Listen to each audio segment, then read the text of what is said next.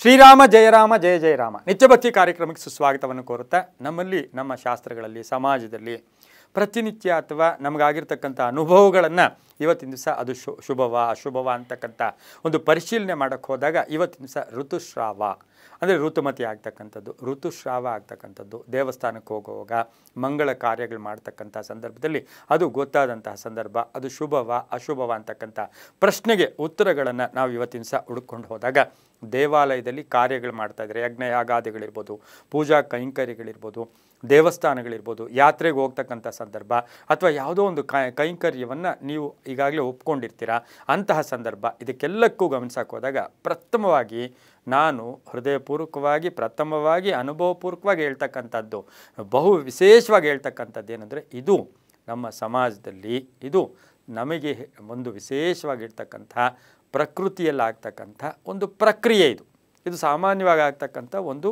ಪ್ರಕ್ರಿಯೆ ಇದನ್ನು ನಾವು ಅಪವಿತ್ರ ಅಂತ ತಗೊಳ್ಳೋಕ್ಕೆ ಸಾಧ್ಯನೇ ಇಲ್ಲ. ಆದರೆ ಅಚಾನಕ್ಕಾಗಿ ಗೊತ್ತಿಲ್ಲದೆ ಈ ರೀತಿ ಗೋಚಾರ ಅಥವಾ ಈ ರೀತಿ ನಮಗೆ ಮನಸ್ಸಿಗೆ ಭಾವನೆಗಳು ಬಂದಾಗ ಇದು ನಮಗೆ ಅಯ್ಯೋ ಏನೋ ಆಗ್ಬಿಡ್ತು, ಅಯ್ಯೋ ನಮಗೆ ಈ ಕಾರ್ಯಕ್ರಮ ಏನೋ ಆಗ್ತಾಯಿದೆ ಅಂತಕ್ಕಂತಹ ಭಾವನೆಗಳು ಬೇಡ. ಇದು ಸಮಾಜದಲ್ಲಿ ಆಗ್ತಕ್ಕಂತಹ ಒಂದು ಪ್ರಾಕೃತಿಕ ಪ್ರಕ್ರಿಯೆ ಋತುಸ್ರಾವ ಅಂತಕ್ಕಂಥದ್ದು ಏನಾಗಿದೆ ನಮಗೆ ಗೊತ್ತು. ಅದನ್ನು ನಾವು ಇಂಗ್ಲೀಷಲ್ಲಿ ಮಂತ್ಲಿ ಅಂತೀವಿ, ಮಾಸಿಕ ಅಂತೀವಿ. ಆದರೆ ಇವತ್ತಿನ ದಿವಸ ಏನಾಗಿದೆ ಆ ಮಂತ್ಲಿ ಮಾಸಿಕ ಇದನ್ನೆಲ್ಲವನ್ನು ಗಮನಿಸಿ ನೋಡೋಕ್ಕೆ ಹೋದಾಗ ಸ್ವಲ್ಪ ಅವರಿಗೆ ಏರುಪೇರು ಕೂಡ ಆಗ್ತಾ ಇರುತ್ತೆ. ಮಂತ್ಲಿ ಇದರಲ್ಲೂ ಕೂಡ ಏರುಪೇರು ಆಗ್ತಕ್ಕಂಥ ಸಂದರ್ಭದಲ್ಲಿ ಗೊತ್ತಿಲ್ಲದೇನೋ ಏನೋ ಒಂದು ಕಾರ್ಯ ಮಾಡ್ತಕ್ಕಂಥ ಸಂದರ್ಭದಲ್ಲಿ ಈ ರೀತಿ ಪ್ರಕ್ರಿಯೆ ಸಂಭವಿಸಿದಾಗ ಅದು ಅಶುಭ ಅಲ್ಲ. ಅದಕ್ಕೆ ಚಿಂತೆ ಪಡಬೇಕಾಗಿಲ್ಲ, ಅದಕ್ಕೆ ಯೋಚನೆ ಪಡಬೇಕಾಗಿಲ್ಲ. ಮನುಷ್ಯ ಚಿಂತೆಯಿಂದ ಅರ್ಧ ಸತ್ತೋಗ್ತಾನೆ, ಸತ್ತ ಮೇಲೆ ಚಿತೆಯಿಂದ ಆತನ ದೇಹ ಹೋಗ್ಬಿಡುತ್ತೆ. ಚಿತೆ ನೋಡಿ.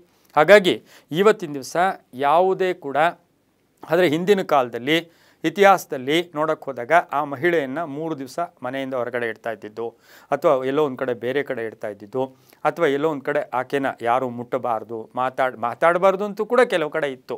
ಆದರೆ ಅದೆಲ್ಲ ಯಾಕೆ ಅಂದರೆ ಆಕೆಗೋಸ್ಕರ ಆಕೆಗೆ ಆ ಸಮಯದಲ್ಲಿ ನಿಶಕ್ತಿತನ ಇರುತ್ತೆ.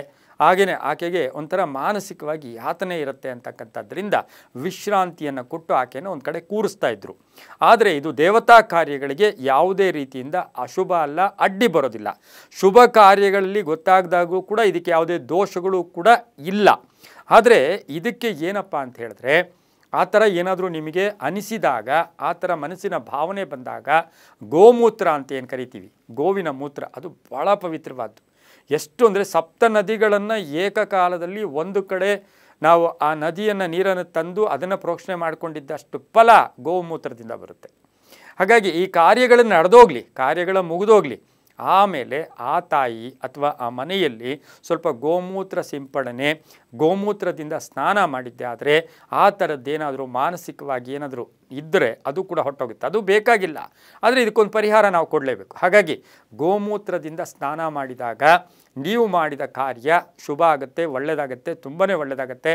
ಹಾಗಾಗಿ ಇವತ್ತಿನ ದಿವಸ ಈ ಋತುಸ್ರಾವ ಹಾಗೆಯೇ ಈ ಒಂದು ಏನು ಆ ಸಂದರ್ಭದಲ್ಲಿ ಆಗ್ತಕ್ಕಂಥ ಅದನ್ನು ರಜಸ್ವಲೆ ಋತುಸ್ರಾವ ಅದೇನು ಕರಿತೀವಿ, ಇದು ಯಾವುದೂ ಕೂಡ ಯಾವುದೇ ಶುಭ ಕಾರ್ಯಗಳಲ್ಲಿ ಯಾವುದೇ ಕೈಂಕರ್ಯಗಳಲ್ಲಿ ಗೊತ್ತಾದಾಗ ಅದು ಅಶುಭ ಅಲ್ಲ, ಅದು ತೊಂದರೆನೂ ಅಲ್ಲ, ಅದಕ್ಕೇನು ಪಾಪ ಕರ್ಮಗಳೂ ಇಲ್ಲ, ದೋಷಗಳೂ ಇಲ್ಲ ಅಂತ ಹೇಳ್ತಾ ಎಲ್ಲವೂ ಕೂಡ ನಂಬಿಕೆಯ ಆಧಾರದಲ್ಲಿ ಅಂತ ಹೇಳ್ತಾ ಸರ್ವೇ ಜನ ಸುಖಿನೋ ಭವಂತು, ಸಮಸ್ತ ಸನ್ಮಂಗಳಾನಿ ಭವಂತು.